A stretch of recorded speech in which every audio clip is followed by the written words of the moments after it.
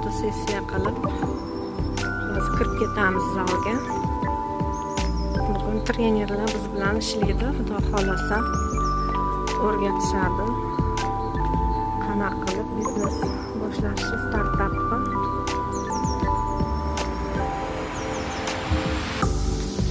Tabiatga qaranglar.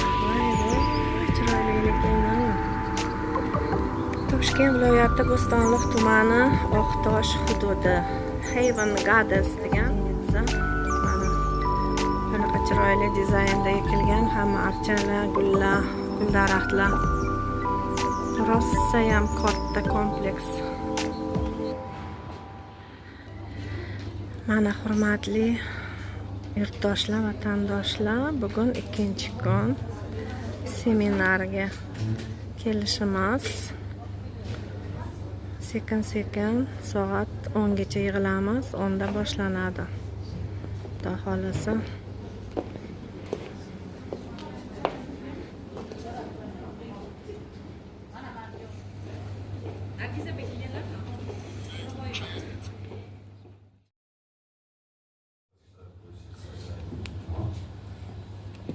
Viloyatda turistlar uchun tashkil etilgan sharoitlar va ularning qamoqni oshirish bo'yicha joylashtirish vositalari soni 2022 yilda 935 taga nisbatan bugungi kunda jami 1300 yoki 1,5 barobarga oshdi.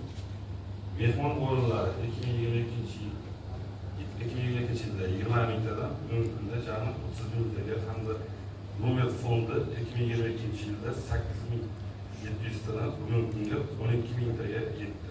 Qariyb 1,5 barobarga oshdi. Jumladan mehmonxonalar hozirgi kunda 50 ta, dam olish maskanlari 76 ta, hostellar 110 ta, sanatoriya pansionatlar 36 ta, klinikalar 8 ta, oilaviy mehmon uylari bugungi kelib 1014 tani tashkil etadi. Joriy yilning o'zida shu kunga qadar oilaviy mehmon uylari soni 90 ta joyda tashkil etildi. Oilaviy mehmon asosan turizm qishloqlarimizda Parkent tumani, Xo'qonqo'rg'on tumani, Angren shaharlari, Bo'stonliq tumanlarida asosiysi Parkentda oilaviy mehmon uylarini ayollar ko'pchilik tashkil etadi. Ertoshsoyda berilgan imtiyozlar, oilaviy mehmon uylarini tashkil etganda kreditlar 18%dan 50 million so'mgacha oilaviy mehmon uylarini jihozlash bo'yicha ajratilgan. Bundan tashqari turistik firmalar faoliyati 174 taga yetdi. Birgina joriy yilning 8 oy yakunlari bo'yicha 25 ta turistik firmalar faoliyati yo'lga qo'yilgan. Toshkent viloyatida 174 tani aksariyat 60% ayollar iborat. Turistik korxona Pokistonning Lahor, Karachi, Islomobod, Tojikistonning Xo'jand, Qozog'istonning Turkiston, Olmaota, Janubiy Koreyaning Seul, Xitoyning Gonkong, Makao, Uxan, Shenzhen shaharlari yil yakuniga qadar 5 ta ko'rgazmalarda ishtirok etdilar. Shuningdek 20 ga yaqin xorijiy davlatlarning nufuzli bloggerlar hamda yirik turizm kompaniyalari vakillari uchun infraturalar tashkil etilib, 650 million auditoriya qamrab oldi. Misol uchun Indoneziyaning turizm sohasidagi yirik nuraliyat firmasi vakillari uchun infraturalar tashkil etildi. Yil yakuniga qadar 40 ta turoperatorlar, ommaviy axborot vakillari hamda bloggerlar ishtirokida infraturalar tashkil etiladi. Turistlar oqimini yanada oshirish hamda aholi kayfiyatini ko'tarish maqsadida madaniy va ko'ngilochar tadbirlar va xorijiy estradavilar ishtirokida gala konsert tashkil etilib kelinmoqda. Uzun sayli xalqaro yo'nalishli festivali, Iloq, Somsa sayli, Impuls, Chimyon savdosi kabi festivallar, Jeep Sprint, Pahlavon Farhod musobaqalar va hokazolar. Turizm qo'mitasi bilan birgalikda joriy yilning 22-23 avgust kunlari Parkent tumani uzun sayli xalqaro yo'nalishli festivali yuqori saviyada o'tkazildi. Tadbirga 510 mingdan ziyod sayyohlar tashrif buyurgan, shundan 25 ming nafari xorijiy turistlar. Festival doirasida xalqaro konferensiya, 60 ta xorijiy ekspert mutaxassislar ishtirokida ilmiy seminar tashkil etildi.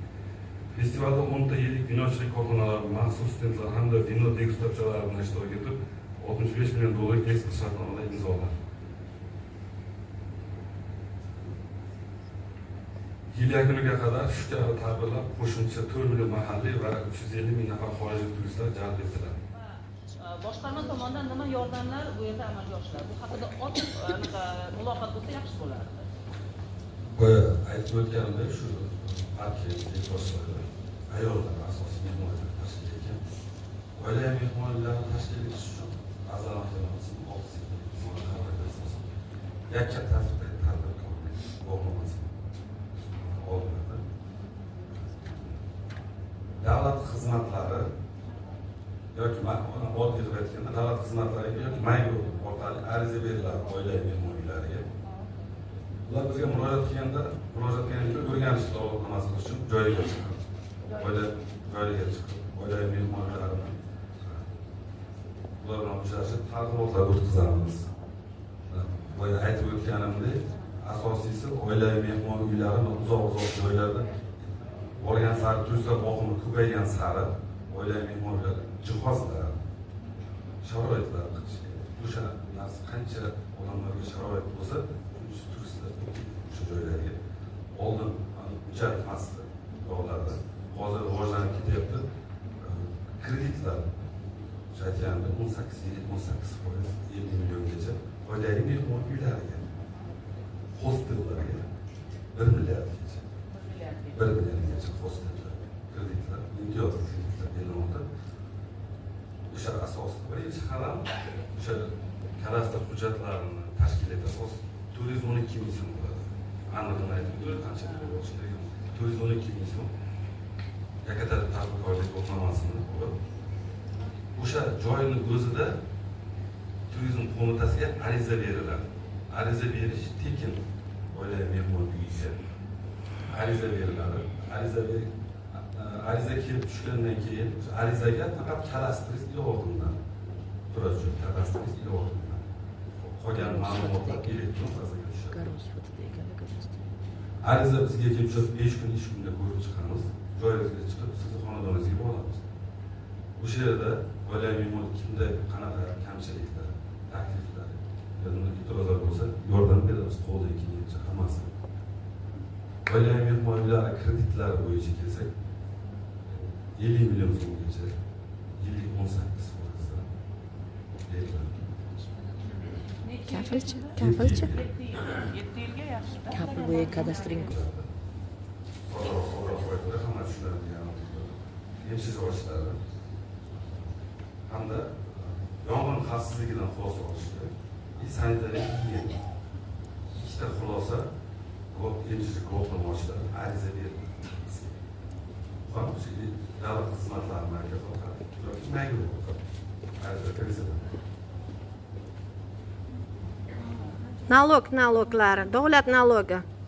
Soliqlar. Mashg'ulotlarda o'qib keyin kim turizmda ishlamoqchi bo'lsa, sertifikat bermoqchimiz, yo'llanma, qatnashdi degan yo'llanmani kim shu sohada qatnashlamoqchi bo'lsa, ularga sertifikat beramiz va o'sha sertifikat bilan keyingi qadamlarni bosishni boshlaydi.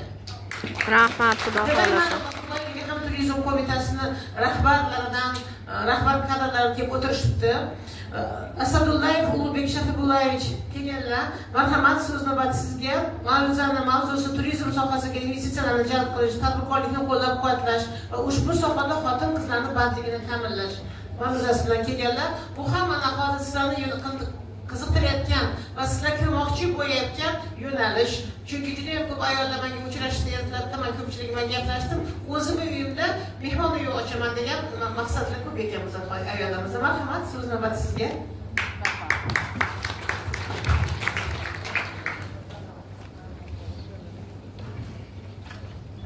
Assalomu alaykum. Hurmatli yig'ilishlar. Chiroyli tadbir tashkil qilishga rahmat.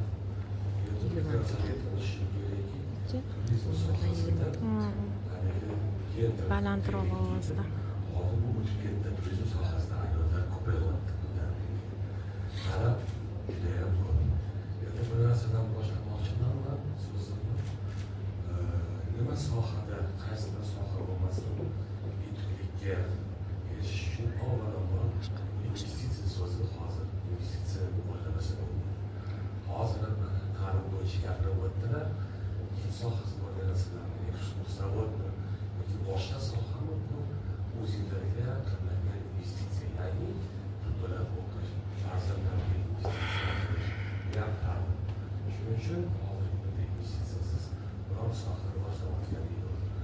Endi men kecha bugun bo'lmadim, menimcha turizm sohasini rivojlanishi, keyin o'tgan yili qancha, qancha chet eldan keldi, xabaringiz bo'lsa kerak, 10 million 200 ming chet ellik keldi.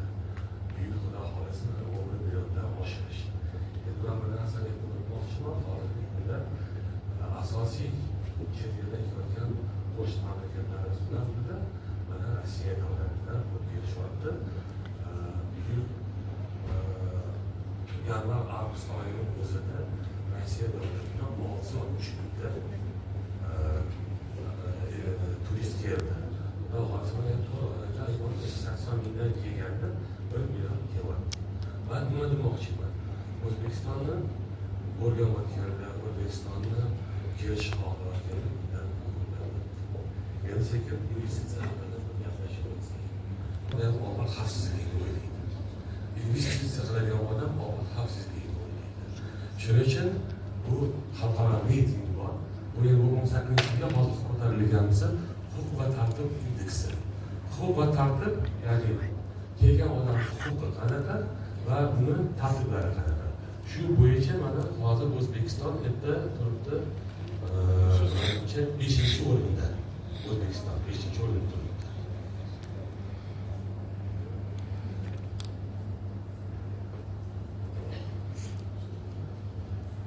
Mana qonunlar va tartib indekslari. Demak, kelgan odam tutishdan oldin qonunlar o'zgaradi.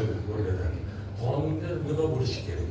Qonunda yoki davlat tomonidan shu investitsiya qiladigan qanaqa kvotalar bor, boshqalar bor, shu sohani rivojlantirish bo'yicha. Mana bu bo'yicha mana hozir O'zbekiston menimcha 7-o'rinda. Hozir shu 5-o'ringa chiqdi. 2025-yilga 5-o'ringa chiqdi. Demak, keluvchilar, investitsiya qiluvchilar hozir bor, 7306 madaniy meroschilik arxeologik obyektlarimiz bor. 206 UNESCOga jahon madaniy merosi ro'yxatiga kiritilgan. Menimcha ular kecha gapirib o'tishgan bo'lsa kerak. Bizani chet elda qiladigan anaqamiz reklama taqdimotimiz hozir investitsiya bo'yicha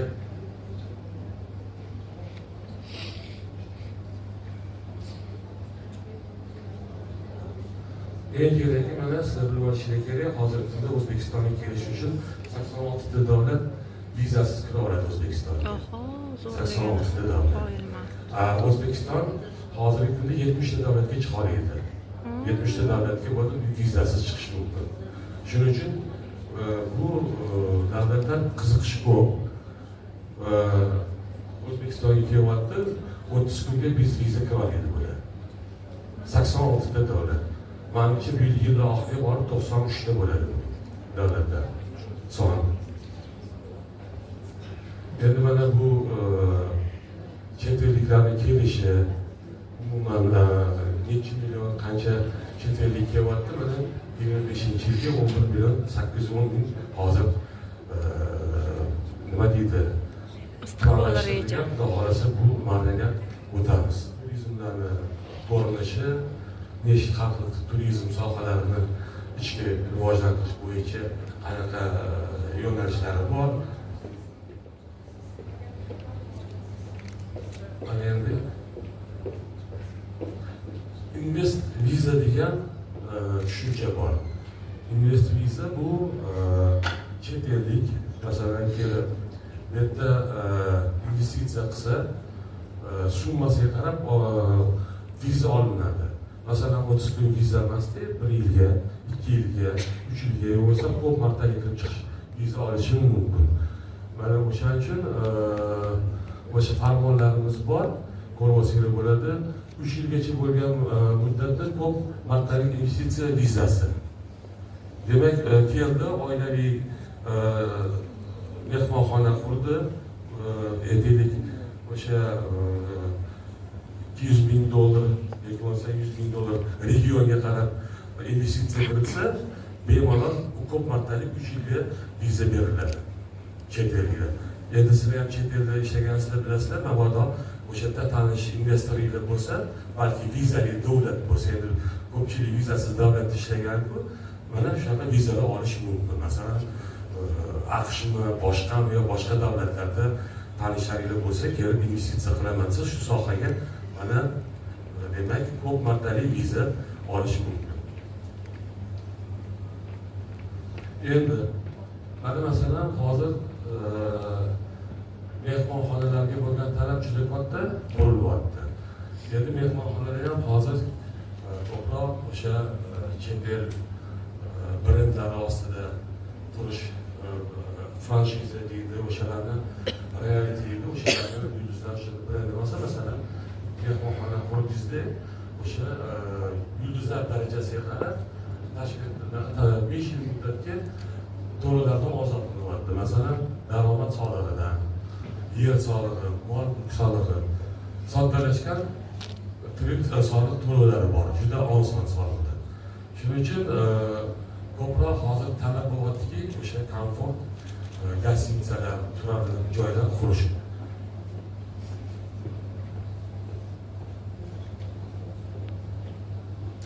Endi mana chet eldan investor ketaylik, pullikda o'sha pulliklarga kelgan nima deydi, xalq soliqlardan ozod bo'lishi mumkin. Masalan, aytaylik 3 million AQSh dollarigacha, 3 million AQSh dollarigacha investitsiya kiritsa, demak 3 yil soliqdan, hammasi barcha soliqdan ozod bo'ladi. 3 milliondan 10 milliongacha kiritsa, 5 yil hamma soliqdan ozod bo'ladi. Endi 10 milliondan oshiq bo'lsa, bu 7 yilgacha barcha soliqdan ozod. Barcha gostinitsa qurilganda, masalan, 3 yulduzli mehmonxona qurilsa, hozir bu summasi o'zgargan. Hozir dollar hisobida hisoblangan. Indeksatsiya qilish, subsidiya berish mumkin emas, hozir aniqlik etib o'taman.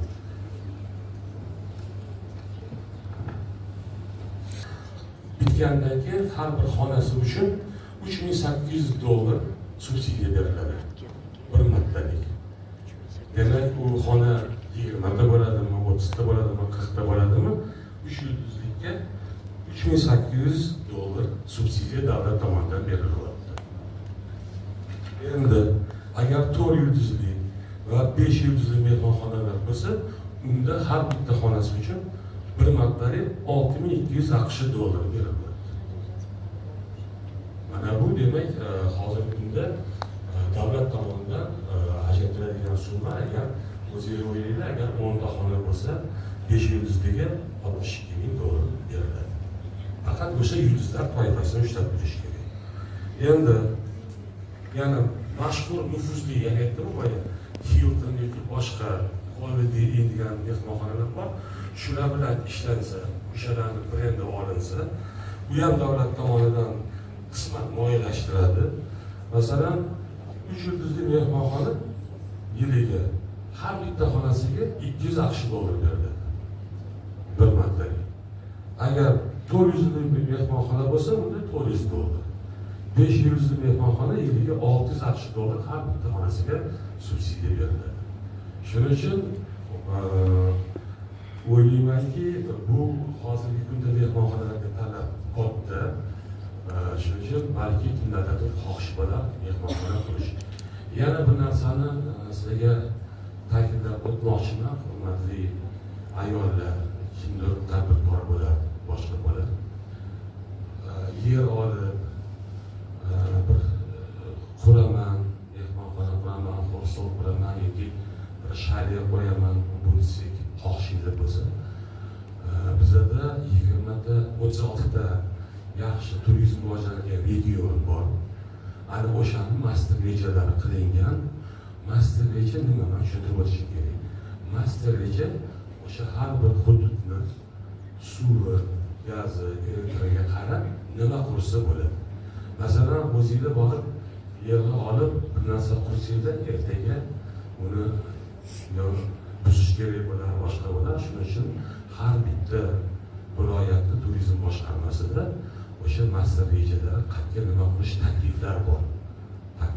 Masalan, qayerga kanalni daryoga qurish mumkin, kanalni daryodan oldiga oshxona qilish kerak, yo bo'lmasa bir pechda yotib qoladigan narsa kerak. Bu hamma takliflar bor. Shuning uchun masalan agar xohish bo'lsa viloyat turizm boshqarmalariga investitsiya boshqa bo'limiga bo'lsa mana turizm qo'mitasiga kelsanglar hamma narsani tushuntirib biza ko'rsatib beramiz.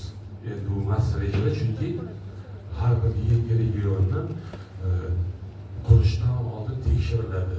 Suv qanaqa, tagida ko'mir bormi, tilla bormi, qurilish bormi, yer qimirlasa sipanish bormi, shu tomondan biza sizlarga maslahat berib ko'rsatib berishimiz mumkin.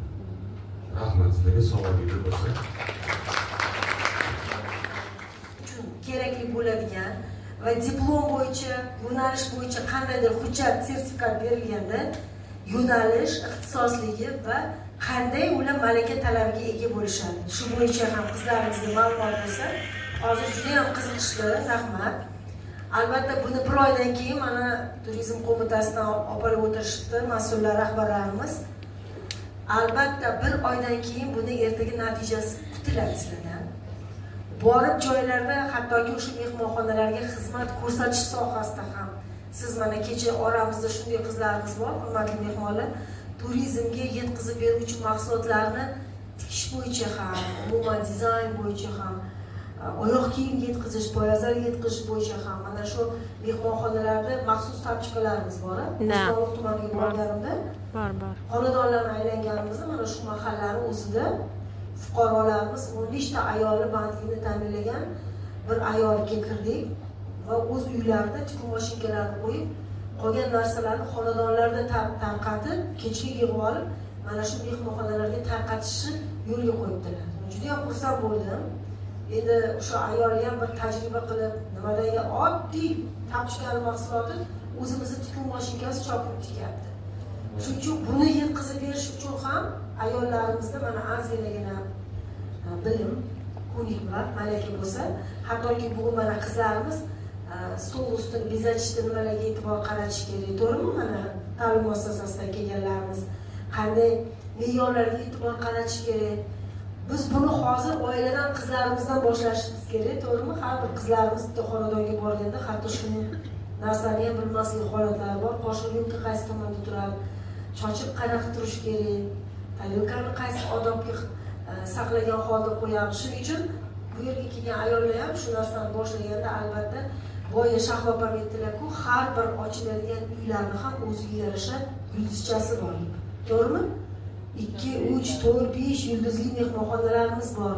Shuni jahon standartiga qarab, bugun ularga baho beriladi degan fikrlar bo'ldi. Shuning uchun standartlar bo'yicha ham keyin vaqtimiz qolganda Shahlo opa o'zlari jahon standartlarida nimaga e'tibor qaratilishi kerak mehmonxona uylarini olishda, to'g'rimi? Nimasi bo'lishi kerak deb oddiy tilda sizlarga bugun tushunarli qilib tushuntirib berishadi. Savolingiz bo'lsa uyalmanglar. Ertaga bo'lib bergani biz ertaga bilan topolmaymiz. Voy aytganda telefon o'chadi, yo'q bo'ladi degan. Shuning uchun hozir kelishdim, biz bilan bilimlarni shunday qilib olishimiz kerak. To'g'ri. Nima savollar bo'lsa bemalol uyalmay beringlar. Ertaga men viloyat hokimi o'rinbosari sifatida sizlardan natija kutaman. Va viloyat hokimi bosh biz ertaga mana shu kelgan barcha ma'ruzachilar bilan birgalikda mana shu tashkilotlarni oldida hisobdor bo'lib, qilgan ishimizni ko'rsatib, yana o'zimizdan keyin ayollarni ergashtira olishimiz bo'yicha ham aniq maqsadlarimiz hozir yozib olishimiz kerak. Mana kecha Qozog'istonda yurgan ekanmizda degan fikr aytdilar orqamizda turib. Qaysi tumanimiz? Chirchiq shahar. Albatta mana shu seminarni hozir rektorlarimizdan keyin fikrlaringizni bildirib, nima oldingiz? Buni ham albatta bizga juda qiziq bo'ladi. Hozir hamma ayollarning o'zidan bir narsa o'tyapti, to'g'rimi? Yo'qyaptimi? Katta rahmat hammaga. Rahmat, seminarimiz davom etadi. Bugun 2-kun, hurmatli mana xotin-qizlarimiz hozir obedga tayyorgarlik.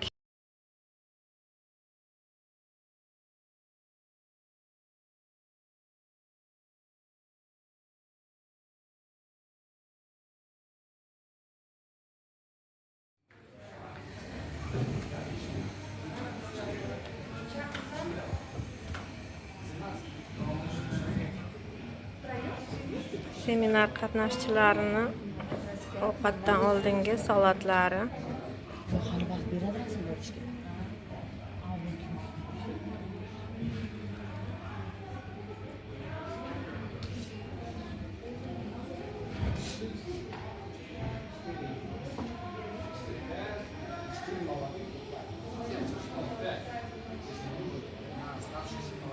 Hozir tushlik boshlanadi. 5 da kam 1 soat.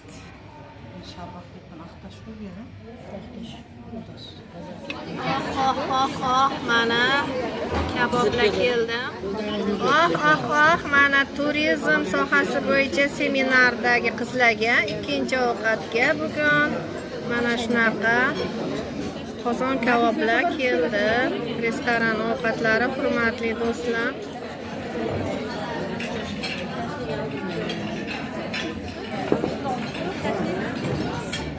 Kim oilaviy mehmonxona ochadigan bo'lsa, mana shunaqa assortilardan o'rnak olishinglar mumkin, hurmatli yurtdoshlar. Pazanda ayollarimiz ko'ramiz va o'rganamiz. Hozir turizmda xizmat qiluvchi oshpaz bo'lsangiz ham bo'ladi. Ofisiant bo'lsangiz ham bo'ladi. Oddiy texpersonal bo'lsangiz ham bo'ladi. Lekin biz sizlarni yuqoriroq saviyada ishlasin deb qilyapmiz. Yuqoriroq saviyada, lekin to'g'ri. Oshxonada yordamchi bo'lsangiz ham oshpazga keyin oshpaz bo'lasizlar. To'g'rimi? Lekin maqsad qo'yish kerak. Biz bu sohada ishlab yuqori darajaga chiqish uchun nima qilishimiz? Masalan, mana ma'lum professor ayolni oddiy laboratoriyada ishlab, katta laboratoriya injener kelmadiga qarab. Hech kim birdaniga shefpor bo'lib qolmaydi. Hech kim birdaniga mehmon uylarida mehmon uyingiz bo'lish uchun sizning uyingiz bo'lishi kerak, yeringiz bo'lishi kerak, joyingiz bo'lishi kerak, to'g'rimi? Buni sizga kimdir agar padar chaqagan bo'lmasa, ota-onangiz va kimdir qayerda siz uyga qila olmaysiz bir kunda. Demak,